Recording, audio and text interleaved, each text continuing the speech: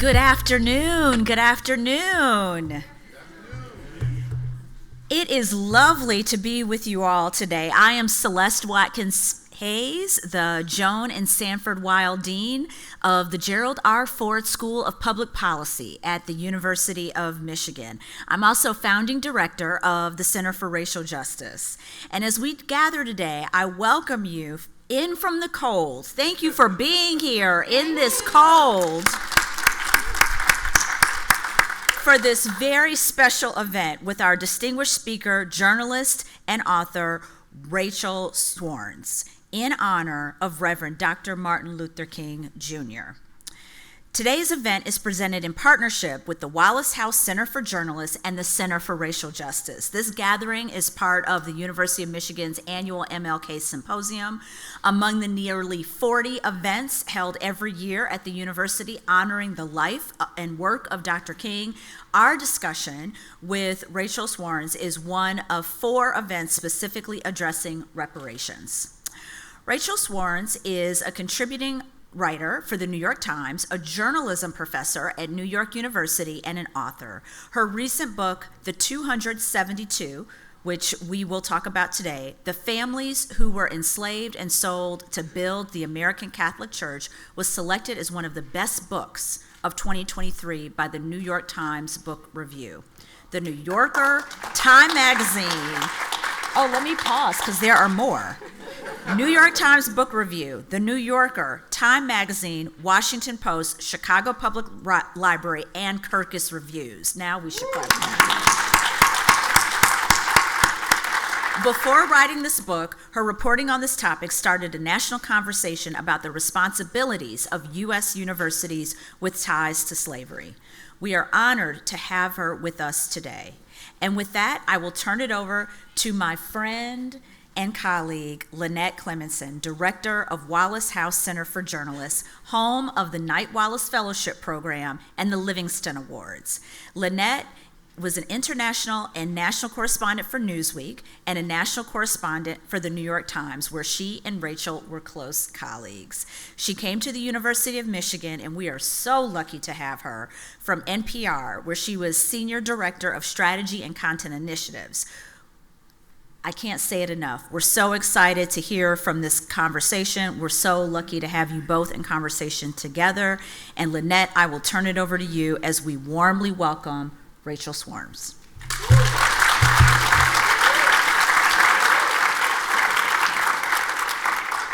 Thank you all for being here. I always say that at the beginning of an event, and today I really mean thank you for being here. The weather was so bad this morning, and I told Rachel, I was like, I don't know if anyone's going to come. And she's been deeply immersed in religious studies lately, and she said, if 2 or 3 are gathered in my name. Yes. So it's all good. I actually think that her goodwill about the fact that we might have an empty room somehow produced all of you here today. So I really appreciate you coming out. And I want to thank, of course, the Ford School and the Center for Racial Justice, who are such close partners of ours on campus. Celeste and I are always cooking up ideas, and whenever I say, why don't we do this? I can always count on her to say, yes, let's do that. So thank you. Also, the Center for Social Solutions and Dr. Earl Lewis here. Earl, could you please stand?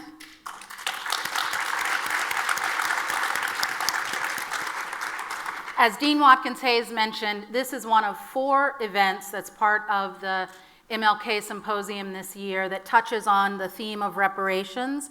And the Center for Social Solutions has among its pillars slavery, historic and modern day, and some of the work they're doing. On Monday, if any of you participated in the symposium events on Monday, they premiered a film that they've been working on with WQED, PBS, WGBH in Boston called The Cost of Inheritance. It also is running on the PRI World Channel on your PBS station.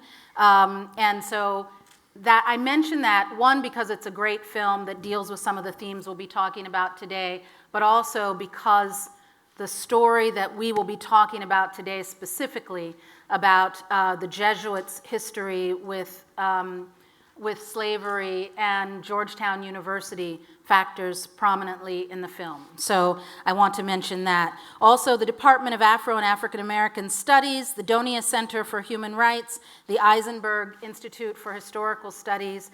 And I think, it's significant to mention those partners because when we talk about the themes that we are going to be dealing with today, it touches on so many scholarly areas that we are pursuing at the university. Of course, history, of course, human rights, of course, sociology, all of these things, social justice. And so finding a way to deal with such historic material that was in many ways forgotten, and to make it as current as this book succeeds in doing.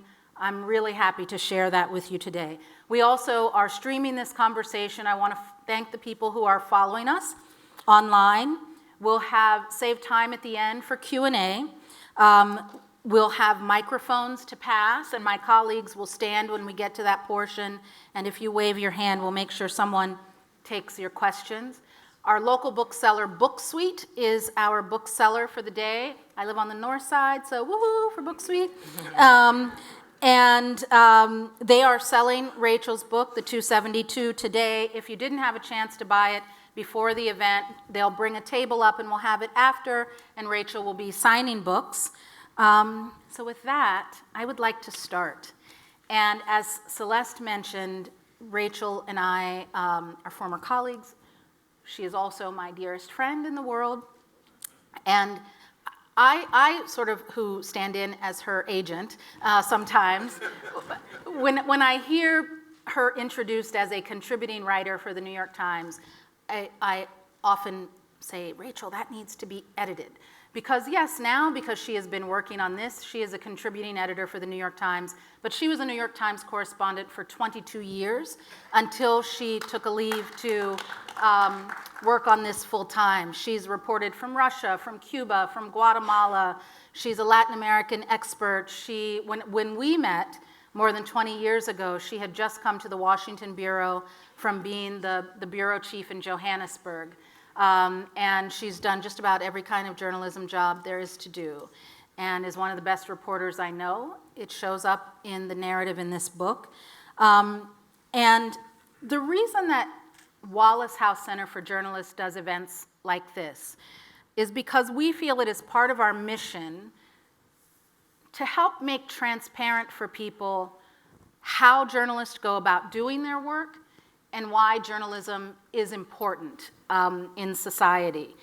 And this story, we're here to talk about a book, but I want to start, and if you saw my son bring my phone up to me when we started, it wasn't because I'm going to be texting during the event. It's because it was the easiest way for me to pull up the original story in the New York Times. On April 16th, 2016, Rachel's story, which she got a tip about, was a story that someone else couldn't do or wasn't sure was a story. We'll talk about that in a little bit. And they said, are you interested in this? Can you maybe do something with this? It ended up on the front page of the New York Times. The human cargo was loaded on ships at a bustling wharf in the nation's capital, destined for the plantations of the Deep South. Some slaves pleaded for rosaries as they were rounded up, praying for deliverance. But on this day in the fall of 1838, no one was spared.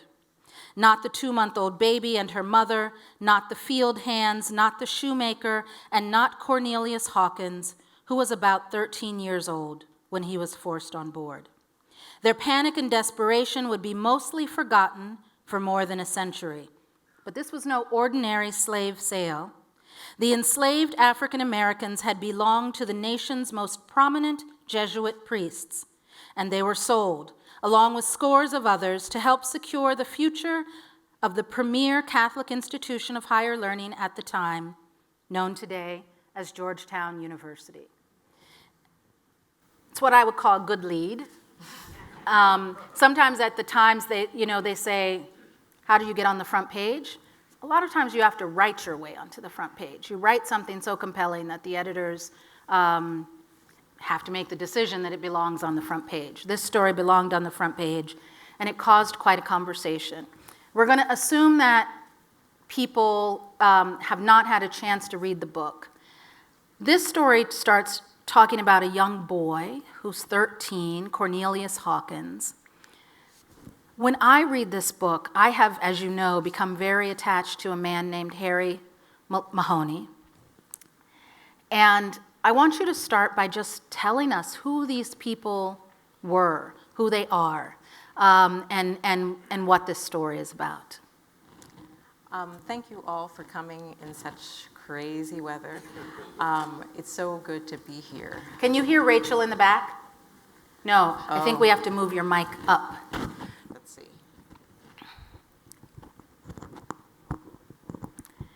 Can I just put a plug in for sort of gender representation in miking? Women wear scarves, and it's hard with scarves and these mics. Okay, is that better? Yes? Okay, yeah, I can even hear it's better. Okay. Yes. So as Lynette mentioned, I wrote this story that ran in the New York Times in 2016, and I'll tell you a little bit about how it came to me. But as she read from that first article that I wrote, 272 men, women, and children were sold to help save this institution we now know as Georgetown University. And if you're someone like me who writes about slavery, you're aware that there are folks who immediately will say, oh, no thank you, not interested, don't want to hear about it. So as a journalist, I'm often thinking about audience and how to bring people in. In that article, I decided to focus on a boy and to tell the story of how he was torn away from the world that he knew. In the book, I decided to focus on a family. 272 people were sold, scores of families. I would tell the story of one. And I decided to tell the story of the Mahoneys because their experience parallels the emergence of the Catholic Church in the United States and the Church's reliance on slavery. And Catholic priests had established Georgetown as the first Catholic institution of higher learning in the United States. So the family story starts with a matriarch, a Black woman by the name of Anne Joyce, who arrives in Maryland, which some of you may know was established in part as a refuge for Catholics who were discriminated against in England.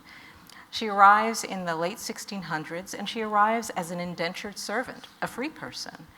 And she came, as many indentured servants did. We know a little bit about this kind of history.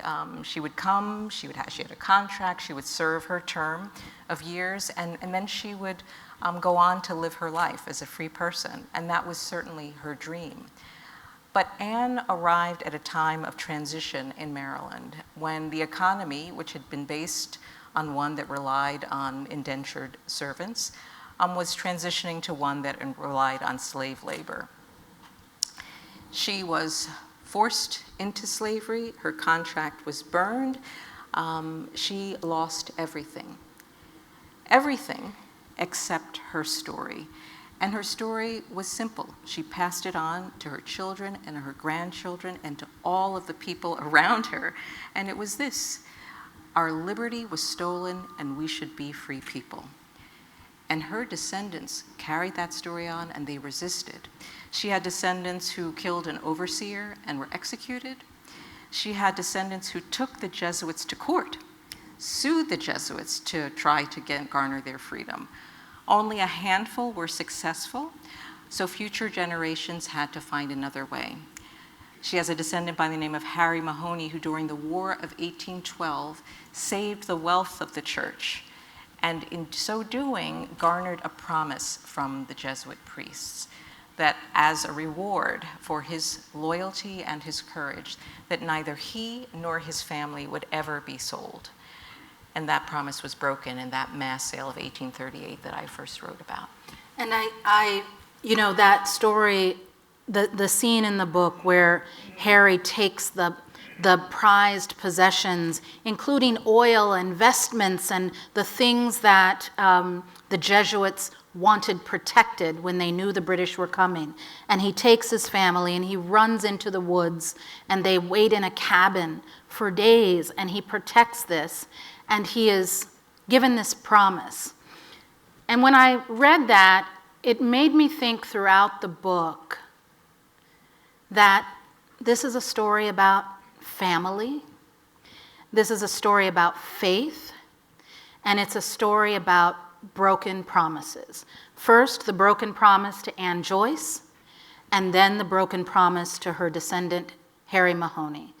And I should say here, because I think we need to establish it early for everyone in the room, you are a practicing Catholic, you go to Mass weekly, and you didn't know anything about this history. And among the stories, if anyone's familiar with Rachel's byline in the Times, when the book came out, she also wrote a story that started a lot of conversation because people expected her to renounce her faith after doing this research, and something different happened. And so I think we should probably take a moment to address that. So, you know, it's funny because this story came to me because a colleague of mine got a tip from a Georgetown alum who was trying to pitch the story on this 19th century slave sale, and my colleague was kind of like, a slave sale in 1838, is that even a story? And I always say it's my good fortune that she didn't delete the email, and she didn't because she remembered that I had written a book about Michelle Obama and her ancestors, enslaved ancestors, so she thought I might know something about this.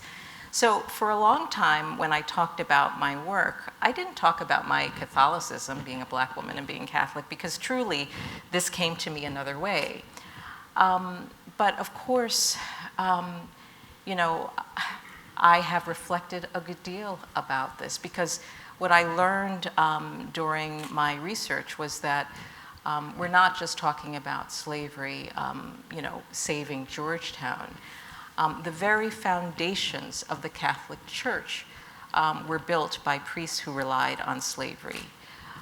Priests who relied on slave sales and enslaved laborers built and established the first archdiocese, the nation's first cathedral, the nation's first Catholic institution of higher learning, Georgetown. The priests who operated and ran a plantation and sold people established the nation's first Catholic seminary. So it was really foundational. And as I am, you know, doing this research, digging into the archives, you know, you're reading things that are, a girl swapped for a horse.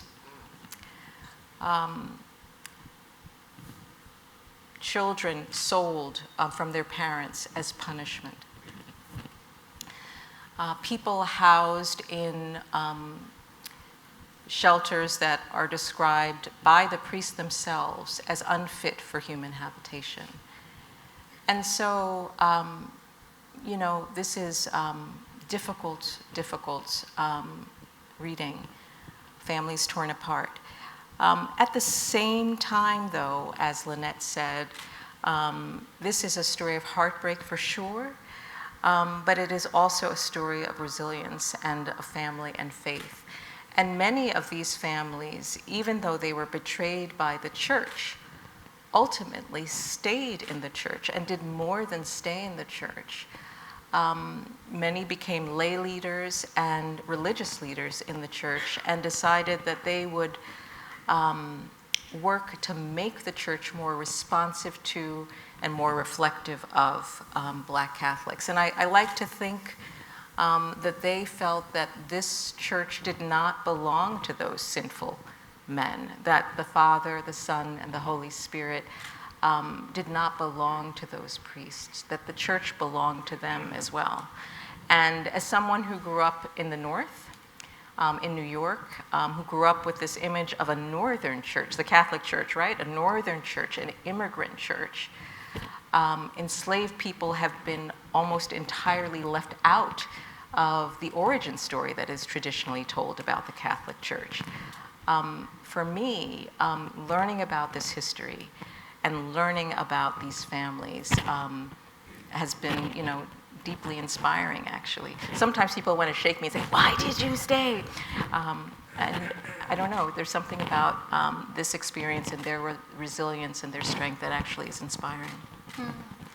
And so let's talk about, because it is, the things that Rachel just mentioned, a girl being swapped for a horse, a baby being taken away from her parents as punishment, it's worth noting that the story is not, it is certainly wrenching in points, but it's a beautiful story of resilience. And it's a story, I think, that presents to us as the reader really complex characters. And I think this is important today because in our social media culture, it's very easy to strip things down to this is good and this is bad. This person is righteous and this person or cause is evil. And journalists certainly should know that that is almost never true. It's never true, right? People and issues and causes and topics are complex. And the Jesuits, there were so many archival materials that you gained access to that you were able to paint these larger-than-life figures who were legitimately very captivating characters with this flaw that they didn't see these people as people. So talk about, for a moment, we'll then join them with the Mahonies, but talk about Mulady and who he was. So, people ask, as I did, as a Catholic, how is this possible? And I think it's important to say that, the Catholic, these priests, as Lynette pointed out, were complicated. Unlike many white people at the time, they didn't view the enslaved as brutes, as animals. They didn't. They saw them as human beings, and as human beings with souls, and as human beings with souls that needed tending, and that they needed to do the tending at the very same time that they thought it was fine, and not only thought it was fine, but did buy and sell their bodies. There was no bar from Rome. It takes a long time for the Catholic Church in the US and for Rome to criticize. There are, Rome does talk about and discourage and bar the enslavement of the indigenous in the Americas, but the buying and selling of black bodies occurs for a very long time. And she talked about the complexity of the priests and Mulady. And, I think it's important to say that even as these priests engaged in this practice, that there were voices all along the way that raised questions and raised concerns about this, about the morality of it, about the ethics of it. And I say that before I tell you about Mulady, because there are folks who will say when you write about slavery, don't bring your 21st century morality to this history. It was legal, it was the time. But I'm here to tell you that these priests wrestled with these questions in real time. So, Thomas Mulady, he was a member of the first American-born generation of Jesuit priests who were sent off to Rome to be educated and to be leaders of the church. And he was one of a number of these men who grew up knowing slavery up close. His father enslaved people. He saw it in his own home. And Milady was actually something of a visionary. He comes to run Georgetown and then the Jesuit province itself, the main structure of the Jesuits in the United States. And he looks around and he says, you know, this Catholic Church that was established as this rural plantation-based church, this isn't the future. And he looks up north, and what he sees is waves of immigrants from Europe pouring into the cities. Irish immigrants, Catholic immigrants, and he says, that's the future. That's where we have to position ourselves. We need to establish a constellation of universities, of colleges, to serve these people. And of course, he was right. His vision was entirely right. But the Jesuits, because of mismanagement and economic troubles, did not have the money to do this. And so the way to make this vision a reality for him was quite clear. It was to sell their largest assets, which were the 272 men, women, and children, to expand the Catholic Church and to make this vision a reality. And to put this into context, the sale, when it happened in 1838... It's one of the largest documented sales of the time. So let that sink in. And I think, when you think about this story, when we think about the history of slavery, first of all, we think about the South. We don't think about Maryland. We think about, we have pictures from movies of slave sales and people being paraded through the streets. But the scale of this particular sale was one of the largest in recorded history of this era. And it's like, who knew about this before the story ran or the book? How many Catholics in the room? How many people educated in Catholic institutions? And no one raised their hand to say that they knew about this. And so, I think that this is also relevant in the context of today, when this book is being written at a time when we are actively in the United States trying to keep history from being taught in schools. And so, yes, and it's right there. And I'm always careful when I talk about the story, because it is not quite true that as a journalist you broke this story, because it wasn't unknown.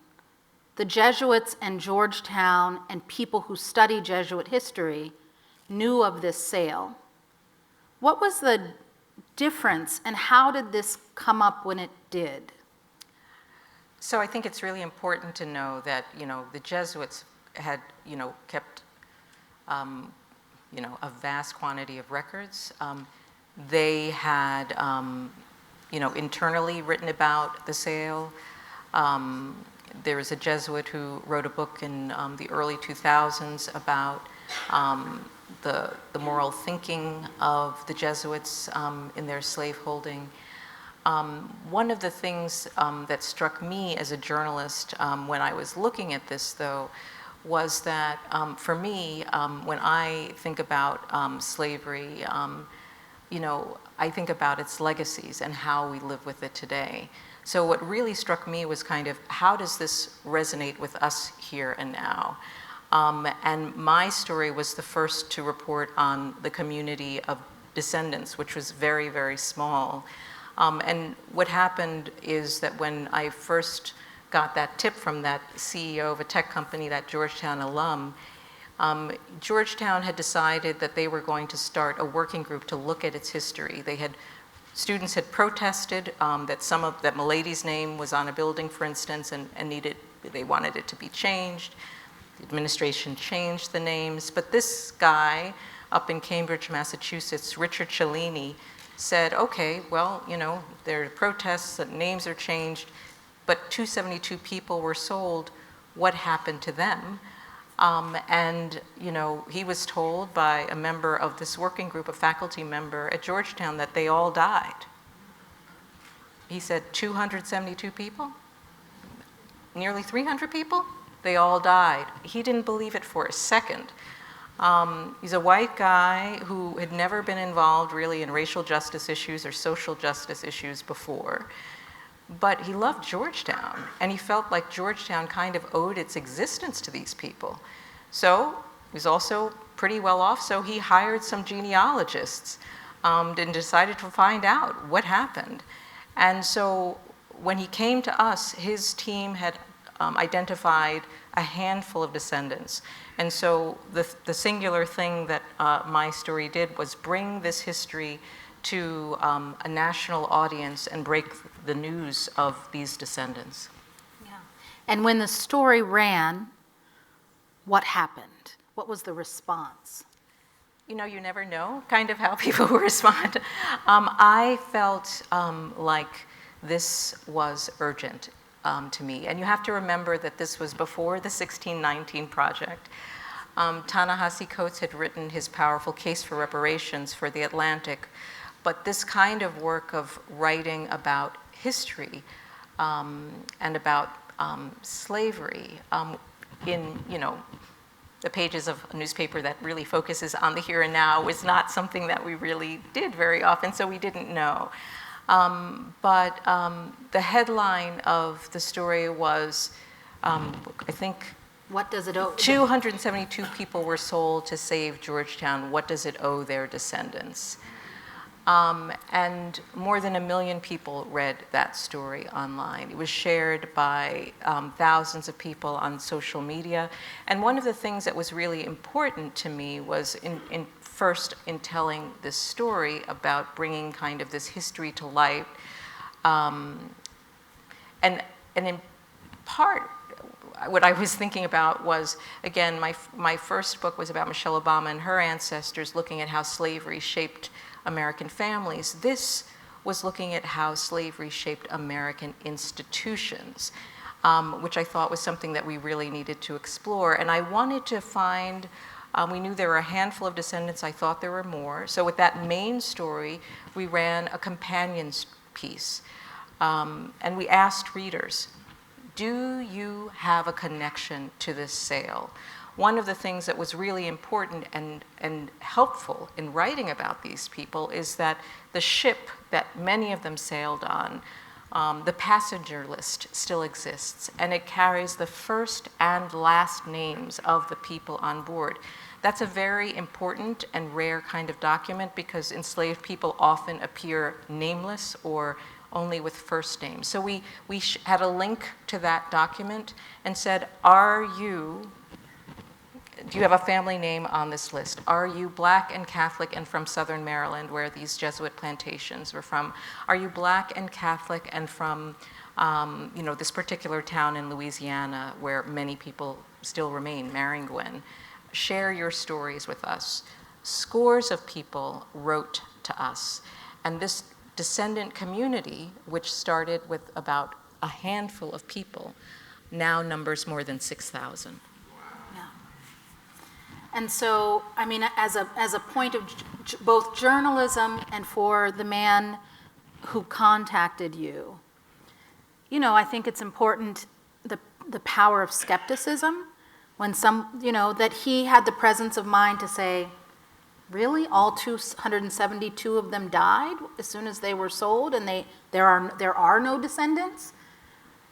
To question things when they call for questioning.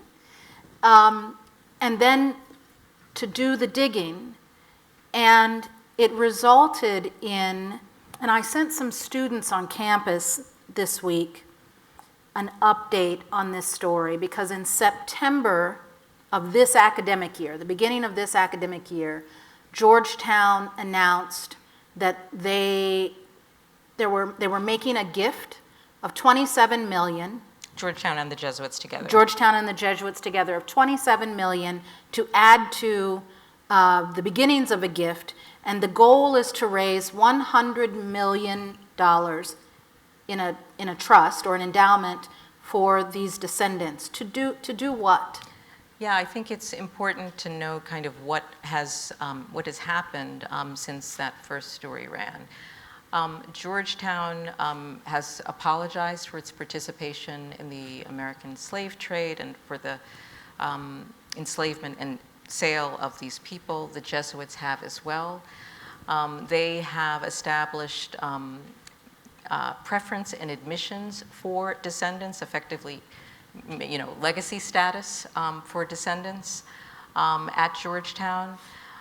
They also established what they call a reconciliation fund, prodded again by students who voted to impose a fee on themselves because they felt like the institution was moving too slowly to create a kind of fund. Georgetown is committed to raising $400,000 a year to benefit programs to help descendants. The first grants went out last year. And the Jesuits, on their part, partnered with a group of descendants to establish a foundation, and they have committed to raise this $100 million to benefit descendants and racial reconciliation programs around the country. It is the largest effort by the Roman Catholic Church to try to make amends for this history. And when you say try to make amends, the reason that we are offering this event in sequence with these others, including the cost of inheritance, because what make amends means in this case is it is a concrete, established form, an act of reparations. And it's really been quite interesting because, when I wrote the first story, I think it was a time when, and it seems hard to believe, again, 2016, when it was just impossible to imagine reparations. At least for me, I didn't think I would ever see it. But these Georgetown and the Jesuits, Georgetown particularly, was among this, in the forefront of this group of institutions that are taking concrete steps, literally giving out money, grants, wrestling with this history. And I think it's really important to know that, of course, when you're looking at slavery fueling the growth of institutions, contemporary institutions, we're not just talking about Georgetown, we're not just talking about universities, we're not just talking about the Catholic Church, right? We're talking about churches in America. We're talking about universities. There are more than 90 universities now that are part of a consortium of universities studying slavery. We're not just talking about universities, we're talking about the financial sector, we're talking about banks, we're talking about life insurance companies. And we're in a moment right now where this work is actively happening. Fledgling, yes. Episcopal Church, municipalities, Evanston, Illinois, the state of California, New York, the governor of New York just announced recently that they were establishing a commission to consider reparations for slavery. This, of course, is coming at a time when there are great headwinds, though, right? Politicians around the country are trying to stop the teaching of this history on race and slavery, to take books out of libraries. So you have these parallel tracks running at the same time. And I think it's important to sort of make the connection to our current, the issues framing society now, because I think it's easy to look at a book like this and say, that's a history book. That happened a long time ago. And why would I read that? Or yeah, that happened a long time ago, it was bad, but what does it have to do with today? And so when you did this reporting, this story, it led to several other stories Yeah. about institutions, many New York-based, because you were writing for the New York Times and based there. Talk about some of the other work that came after this. So I wrote a piece about New York Life, for instance. The large insurance company, which, got its start in the 1800s in the slave insurance business. This is kind of hard to wrap your mind around, but if you consider that enslaved people were property, and if you have a car, and it gets damaged, you want to get a little money back. Enslavers had the same sense that, wow, this might be my most valuable asset. If this person is maimed or dies, and it's important to know that enslaved people, we often think about, field work, the large plantations, but enslaved people worked on steamboats, in mines, in factories, that they wanted to find a way to recoup their losses. And New York Life said, here's the way to do it. Slave insurance. If this person dies, we'll recoup, a portion of their value. And not only was New York Life involved in this and got its start in part through this business, but there was a whole network of people that supported this. There were doctors who had to assess, the human property and, how healthy they were, and when you think about the slave economy, you realize how broadly the tentacles infiltrated the economy. And New York, which we often think of, in our good guy, bad guy thing, the North and the South, but New York was the heart of the economy, and a lot of these merchants and business people relied on the plantations, cotton from the South, or insurance policies from the South to fuel business. So what has been the result of, you said there are now 6,000 descendants who are advocating? What is the practical result of the story, the book, the social awareness of this story? It's an interesting thing. I always say, people, when we wrote that piece and, all these people start writing in and learning about their connection to this history, many of them still Catholic. I like to say that, they wept, they raged, and then they organized. They really pressed the institutions to do something. They wrote to Rome. They pressed the leader of the Jesuits worldwide and got a commitment from him that the leadership in the United States would sit down and negotiate with them. Many of them have very mixed feelings about the process as it has evolved. Some have felt that the initial foundation that the descendants were calling for, they wanted a $1 billion foundation. The Jesuits say that's still a goal, but many people feel this $100 million that they are trying to fundraise for. It shouldn't be fundraising that funds it. There are people, so people are divided. People have all kinds of ideas about what should happen.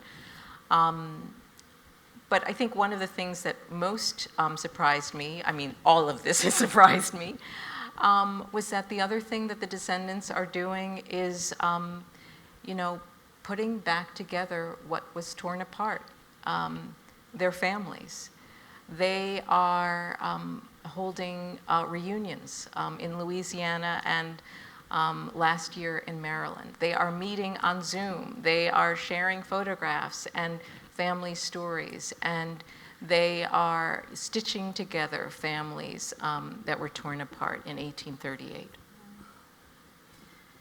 That's really powerful, a powerful outcome. And before we go to questions, I want to ask a process question of you, because we are a journalism organization. We are journalists. And I think anytime we have this many people gathered in a room, it's important to sort of add a question, because there's so much detail, numerical detail about the costs of things and debt, and detail about what the plantation was like, what the seasons were like. There are things about meteor showers and an eclipse. And how do you do this work? What is the process for a reporter or a historian? There's not a great deal of difference. Where do you start? How do you keep track of information as you find it? And how do you figure out, when did you know what the story was? So, as I mentioned, I started with the idea that the way to engage an audience was to tell the story of how this American institution, the largest religious denomination in the country, emerged. Its origin story in slavery was to focus on a family, to tell a story. So again, 272 people were sold, scores of families. Which one? I wanted to tell the story of a family that was split, divided by the sale. I wanted to tell the story because, as I mentioned, really for me as a journalist, the connections to now are really important. So I wanted a family where there were living descendants, on this side of time, who I could talk to. And so I have kind of had a multi-pronged approach. I interviewed folks who were living. I knew kind of some of these families, who they were. I interviewed descendants. And then I went back to see what I could find in the archives about the families themselves. And, this is really difficult, thrilling, but difficult work, because, as you may know, enslaved people by law and by practice are barred, typically barred from learning to read and write. So the kind of materials that historians often rely on, letters and journals, are, and of course newspapers are available, but they were not writing about enslaved people as whole, full people in their lives, right? So you're looking for threads. A little of, people are written about, appear in the records as property. The Jesuits, as I mentioned, kept lots of records, so I looked to see what I could find there. What I knew I had settled on something important with the Mahonies when I discovered those legal records that I mentioned to you. The Mahonies went to court in the late 1700s and sued the Jesuits. That lawsuit exists in the Maryland State Archives. And that was really the determining factor for me, because it had, depositions, the voices of Anne Joyce, her descendants, talking about her grandson, talking about what had happened. And so and the white people who had known her, had seen her, they were elderly people who had known her or heard stories about her. So with those records, I was able to carry that story from, when the first Jesuits arrive in Maryland, really that period of the 1600s, because Anne Joyce arrives in the late 1600s, all the way to the sale and beyond. But, letters, Civil War, some of these folks who were sold and ended up in Louisiana fought for the Union Army. There were Civil War pension records, census records, sale records. I tell the story of two sisters who were split up in the sale, Anna and Louisa. Anna gets shipped off to Louisiana. Louisa remains, and she lives a long time. And the priests who knew her wrote about her as well. So, all of those threads are some of the things that I use to kind of put it together. And Anna and Louisa, the daughters of Harry Mahoney. Right, the one who saved the church's wealth in 1812. 1812. Yep. Anna and Louisa, we get to know them from the time they're quite young, and they're close bonds as sisters, so close as sisters that when they each have children, they name their firstborn daughters after one another. Right. And And when I realized that, there's so much that you don't know, but when you stumble across something like that, that's really, that's wonderful. It really said something about the relationship between these. And the calculations that Harry has to make, because the book covers so much time that by the time the sale happens, you realize the lengths to which, even at some point, deciding not to try to appeal for freedom or to escape because he didn't want his family to be broken up. And he had been promised that they would be kept together and never sold. And so you see the calculations of this one man to keep his family together. And then do you mind reading when Carberry says run, and then there's the sale? I think we didn't talk a lot about Carberry, but I mentioned that, there were priests who disagreed and viewed Black people differently, lonely voices, but Father Carberry was among them.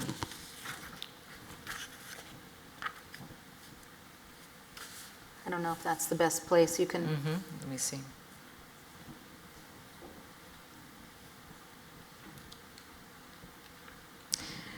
Back at Georgetown, Milady readied himself once again for the road. Ruthan, who was the leader of the Jesuits worldwide, had ordered him to keep families together and warned that missteps might provoke divine retribution. It would be better to suffer financial disaster than suffer the loss of our souls with the sale of the slaves. Milady carried the weight of that warning with him as he prepared for the journey, but it would not deter him. On October 31st, 1838, he picked up his diary. Set out for St. Inigo's, he wrote. That's a plantation where the Mahonies live. Somehow, someone got word to Father Carberry. The slave traders were coming. He knew he could not mount a blockade to stop the roundup, but he decided he would do what he could to protect the people. When Milady finally arrived at the plantation, he presided over a mass for the faithful and prayed once again for his own soul. But the leader of the Maryland Jesuits had a mission to accomplish, and he did what he had come to do. Soon, cries of terror and sorrow filled the air. Word spread through the dilapidated cabins where weary parents were sleeping with their children and through the fields where they were laboring. But Carberry had taken matters into his own hands. In a flagrant act of defiance against his superior, he had sought out members of the Mahoney family. Run, he told them, run.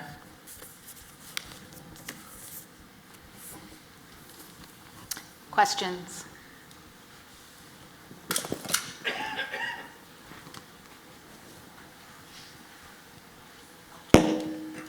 First of all, great conversation, and glad you're here.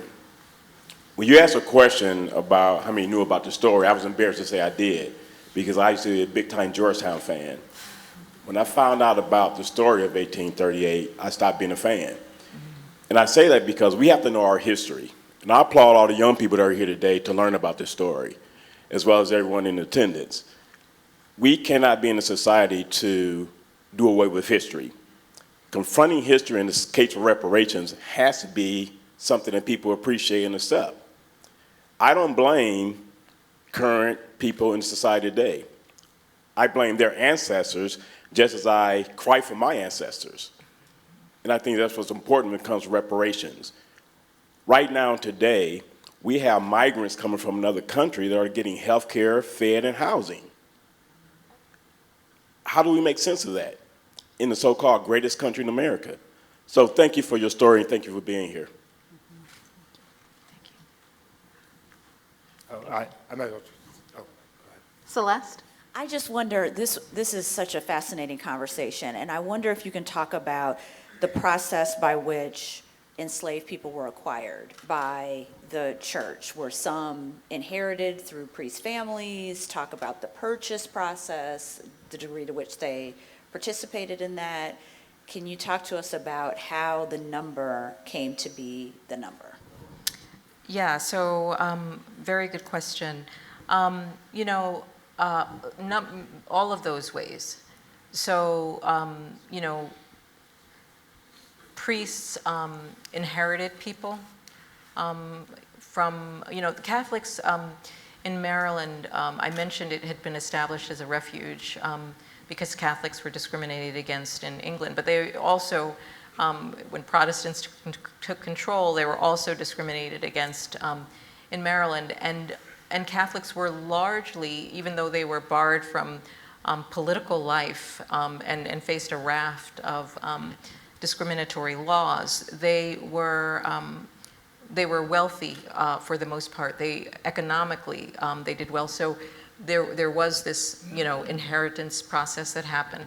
But they also bought people as well, and so it was really both of those ways of you know, And getting people. there was something about the law that changed where indentured servants had been favored at one point, and then That's right. I mean, so they were taxed.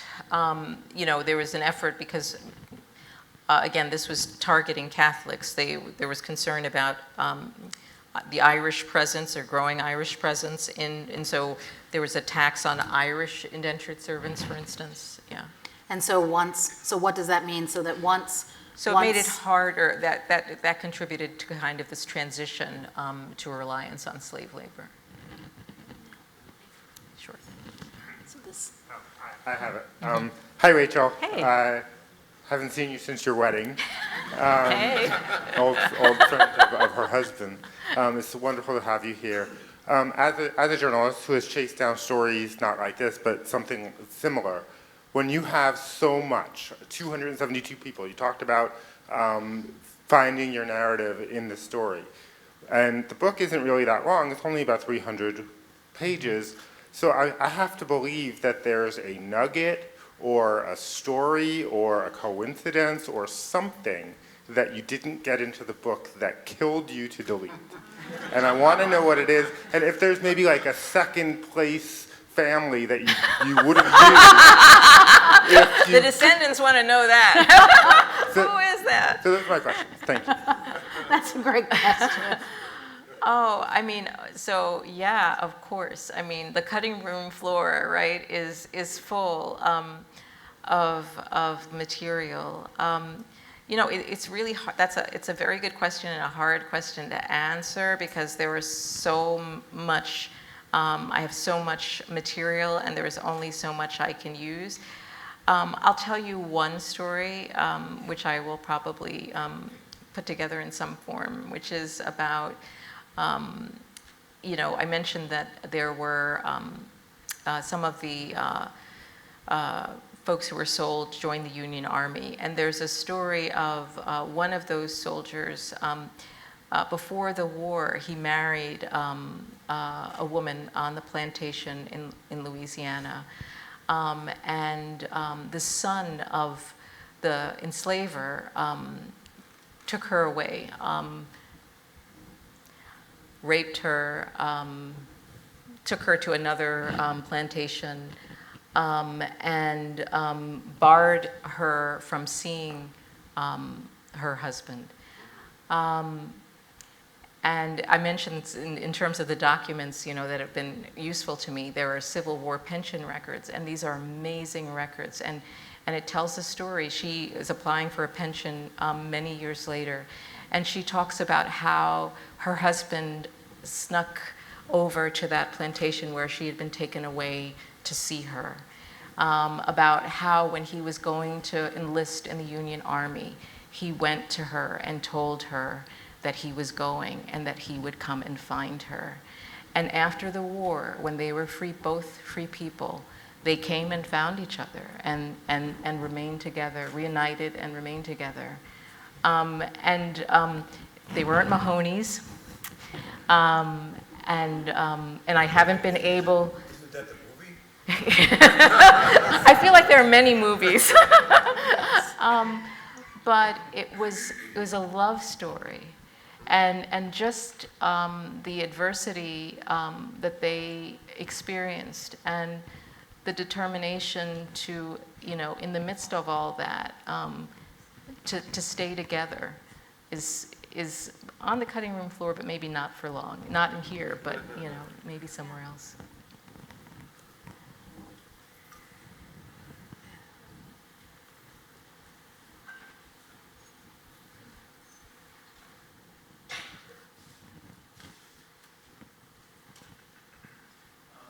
Thank you for this inspiring story and session. I have two related questions, and that's kind of taking our present American context and looking at it more globally. One is, what has Rome, the Catholic Church in Rome, the Pope, and the hierarchy there had to say about what is happening now in 2024 with this issue of reparations and what Georgetown is doing? And secondly, and related to that, if they've commented on that, have they commented on anything like this happening in other countries? Unfortunately, of course, the U.S. was not the only society with slavery. Is this reparations conversation is this reparations conversation happening in other countries around the world? Yeah, very good questions. In 2000, I mentioned that the descendants, because they were unhappy and concerned about the pace of the discussions with Georgetown and the Jesuits, reached out to the leader of the Jesuits in Rome in, I think it was 2017, and received a letter back where, he described it as, a sin against God and against, us here. And said that the provincials who are run the way the structure is in the United States, the territories in the United States, would negotiate. I don't know what, if anything, Pope Francis has had to say about it. The fundraising has gone slower than expected, and I know that there have been efforts by some descendants to reach out to Rome to press them to do more. And I don't know kind of what Rome's position has been on that. In terms of the international question, it's an excellent question. I mean, the Jesuits, in fact, enslaved more people in Latin America than they did in the United States. And many countries, are this, the history of slavery is, not unique here. The UK, there's talk about reparations in the Caribbean. There is, I believe, in Brazil recently I read something. So I think there's a lot of discussions about kind of how do we grapple with this history today and what we do about it. And one of the 4 events happening in this series is being sponsored by the Donia Human Rights Center, and it is on the global case for reparations. So not specific to the Catholic Church and the Jesuits, but on Haiti and Brazil and other places where there's a very active conversation about reparations happening now. And that event is Monday at 4, right? Yeah. And I know we have it on our website, and we can, before we leave, mention the room and where it is specifically.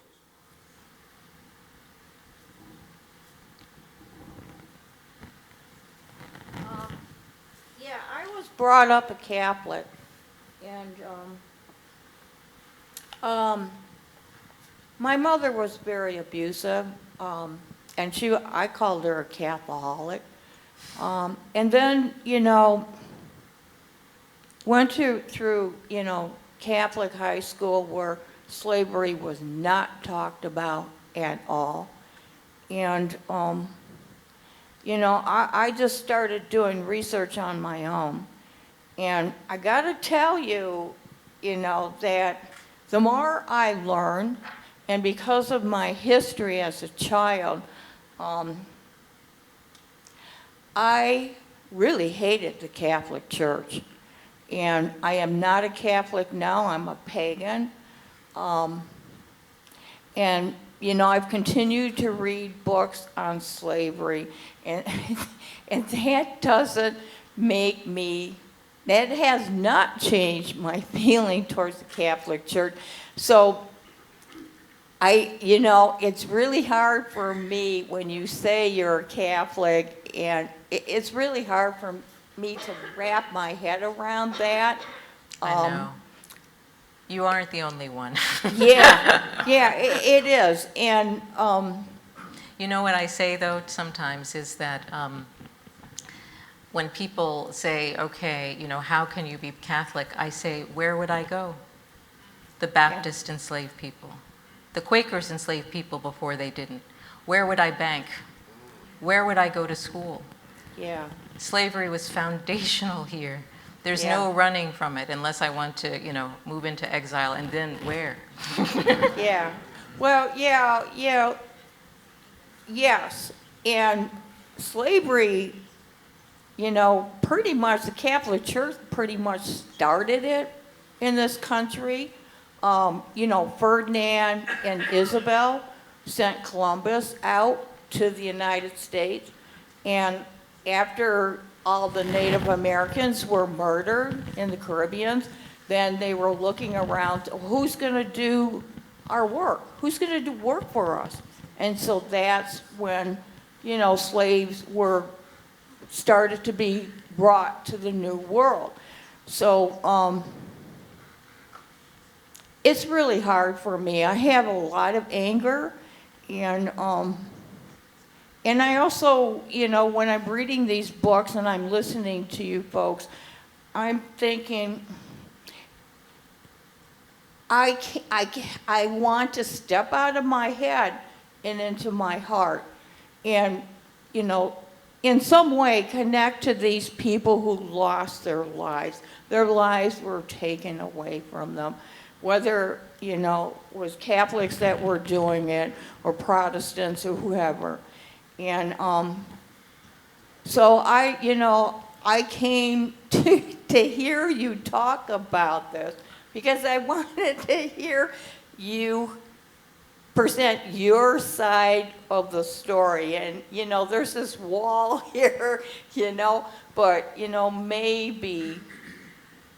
maybe I can understand why black people would want to be a Catholic or Protestant. I wonder if that's the question. I mean, I think, it's interesting for you to express anger, and I think it's hard to do this reporting and write about these things without feeling anger. But I think all African Americans have to, what would happen if we were all really angry about everything? I don't think anybody wants to know.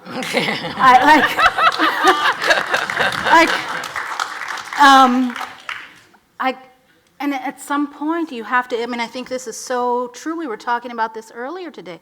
Where would you go to be free of the vestiges of slavery?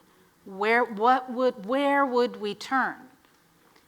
And so at some point, It's part of the reason why, I do this work, is to illuminate the history and to make it known. And for people to understand that this isn't like, history books on a shelf, dusty shelf, forgotten. It lives with us, and we have to reckon with it. Yeah. And that's the work that I think that we do as journalists. Yeah.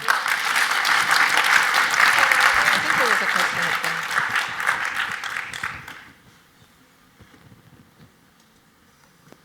Thank you so much. This is fantastic. I just wanted to note that when you talked a little bit about the insurers in New York Life, they actually insured people on the boats actually going across. And they were sort of doubly insured so that the crossing and then also once they arrived. And the second thing I wanted to add was that a lot of law schools, but definitely U of M, has a pretty robust program on law and history, and there are case studies about trying to cite case law, so some of these court cases that actually refer back to the precedent is as enslaved people as property and tracing that history. So this is really just excellent. And a plug for St. Mary's, the Catholic Church on campus. We're also doing an event based on this with some Georgetown priests that are going to come, and we're going to talk about that next month. So Wonderful. Thank you very much. I'm also a Catholic. Oh, thank you.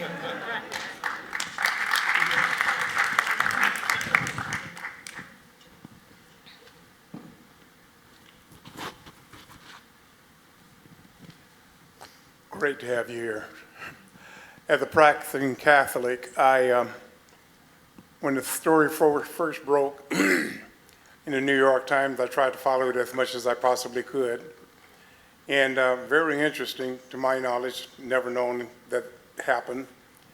But since then, I've been reading and trying to find out, and maybe you're more knowledgeable in regards to, have you heard anything from Pope Francis comments on something like this? Nope. I have not. Just thank you. I just wanted to. Okay. There's all the way in the back.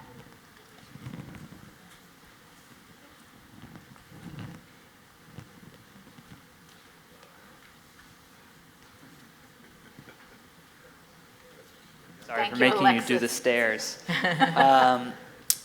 My name is Ezekiel. I'm a Christian theological scholar and a student at the Ford School. And there's been a lot of discussion about what reparations might look like. People say, oh, 40 acres and a mule, let's bring that back. Or, some other, let's do big economic calculations. Scripture has a depiction of reparations in the story of Zacchaeus, where he pays back 4 times more what he robbed from people. Do you have a personal calculation of what reparations should look like in the United States? That's an interesting passage. And no, so I'm not. So I'm a journalist of the old school. I write about this history. I illuminate this history, but I don't weigh in on policy. I can give you a sense of some of the efforts that are being made right now, what they look like, to just give you a flavor. Georgetown, for instance, is offering grants to programs that provide, for instance, legal services or educational services to descendants. The Virginia Theological Seminary, an Episcopal seminary, is actually, cutting checks. They basically have decided that, what they participated in, both in terms, they look at the enslaved people who worked at the seminary, as well as the folks who were discriminated against employees during the Jim Crow era, and they view it as wage theft. And they say that, let's not say that we can't talk about money or shouldn't talk about money. We can't make up what was lost, but we are going to give checks to these families. For instance, Evanston, Illinois is focusing on housing and helping people with housing. So there are a lot of different efforts going on around the country. There's also, some smaller efforts, kind of private reparations, where white families who do this research are, themselves trying to reach out to descendants. There's a group of that is made up of the descendants of enslavers and the descendants of enslaved people, called Coming to the Table. And in small ways, some people are, giving, scholarship money or repairing tombstones at a cemetery. So there are lots of initiatives happening.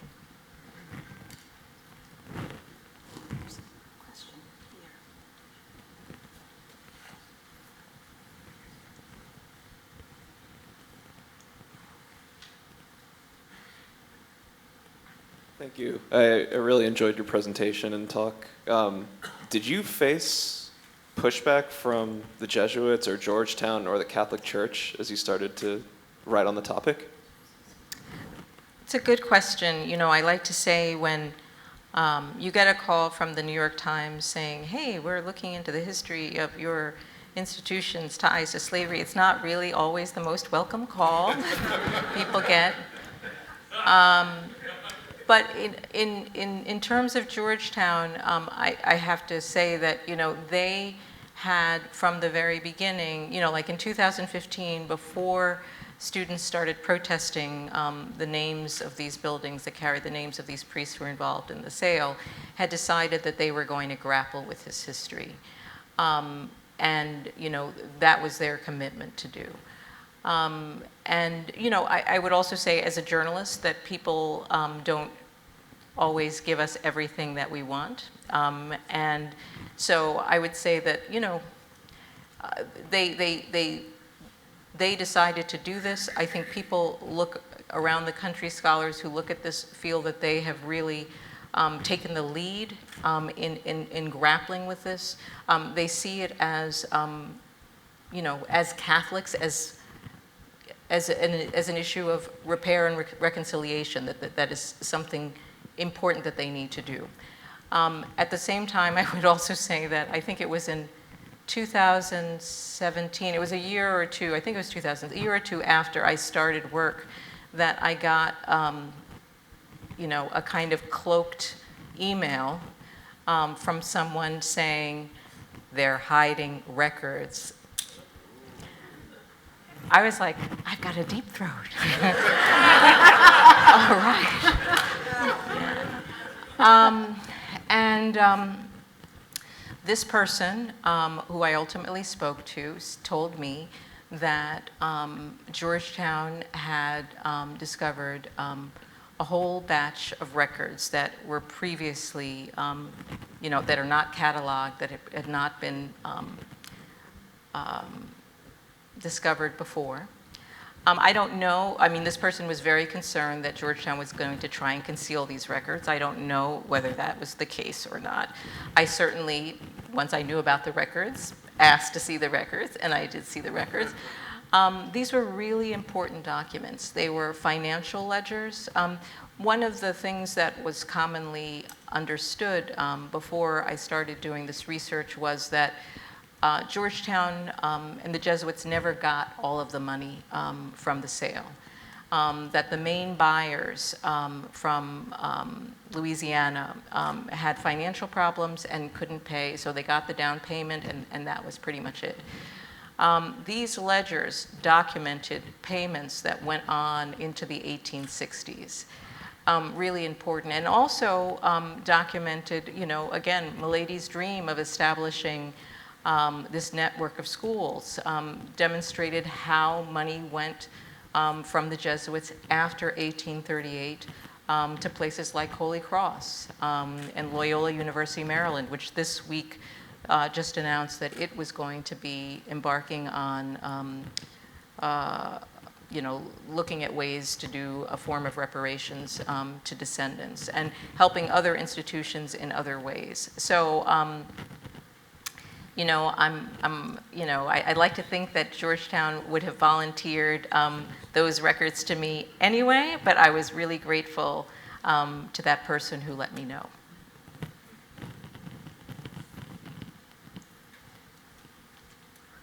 Thank you so much for your hard work.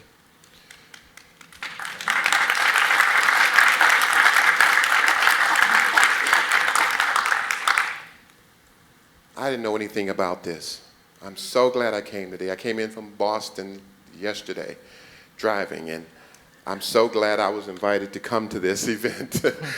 But thank you for your work. Thank you for your sacrifice. Thank you for your tenacity. And I just want to ask, how do you find out if you are a descendant of the 272. 272? So Georgetown has created something that's called the Georgetown Slavery Archive. It's a digital archive. If you Google it, you'll find it. That's like the first place to start. They have that shipping manifest, and you can look at the names of the families who were on board. the Georgetown Memory Project, which is an independent nonprofit established by Richard Cellini, the guy who got this all started, is dedicated to identifying, researching and identifying descendants. So you can find them online and reach out as well. One last question, and I think we're going to invite Book Suite to come up to the front.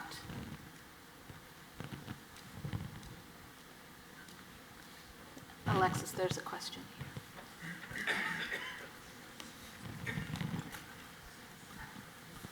Thank you so much. I'm so impressed with all the research you did. You mentioned at the beginning that you had sort of been told by historians that to just sort of bracket off the moral questions of these characters that you uncovered. And I wonder if personally, if you found a way of thinking about people in this time, about the Jesuits who were involved, both the one who said to run and the ones who, in Milady maybe. Where do you see them sort of falling personally in their own struggles, and how could we learn, what should we think about that today, I guess is the question. You know, it's interesting, you know, like I said, these were complicated people. Carberry, who urged people to run, had a very different vision. He saw Black people as in his letters, he writes about, you know, their capacity, craftsmanship. He created an experiment on the plantation that he was in charge of managing, saying that, you know, the Jesuits always grumbled that, you know, these enslaved people weren't working hard enough. And Carberry's like, well, maybe we should pay them. And he, you know, said, let's divide up the land on the farm. You know, you guys, families get a certain number of acres. You grow what you see fit. Let's share in, you know, the proceeds. And when a Jesuit, Irish Jesuit from, senior Jesuit from Ireland came to observe, noticed, you know, how much better the plantation was doing. At the same time, I mentioned that Louisa, one of the two sisters, ran off, and because he urged her to, she was able to get her mother and to hide in the woods until the slave traders were gone. And I thought, oh, Father Carberry, my hero. And of course, life isn't like that. Louisa comes back from the woods with her mother, and Father Carberry welcomes her back into slavery, where she remains until the 1860s. So very, very complicated. I guess, you know, what I often think when people ask about, you know, the priests, I think, you know, we do ask ourselves often, you know, like, how could they? And I think actually what I think about more now is about the people who could. Like, actually, that feels like a bigger question. I think a lot about the abolitionists who looked around at a slave society and imagined a different world and were willing to fight for one when it seemed impossible. And I think about that a lot in terms of the world we live in now. What seems fine to us now? Like, what are we accepting? What are we tolerating? That's kind of what I think about when I think about kind of how they fit. I'm inspired by the folks who, you know, in the face of what was just normal, asked the questions and challenged the system. I think thank you for that question, and I think that's a great place to end because it leaves us with questions. And I think as journalists, you know, when we do our work, I think really great stories, when you finish both the reporting and the consuming, you end with more questions than you started with. And that means it was a good piece of work. And so thank you for a good piece of work. Thank you. Yeah.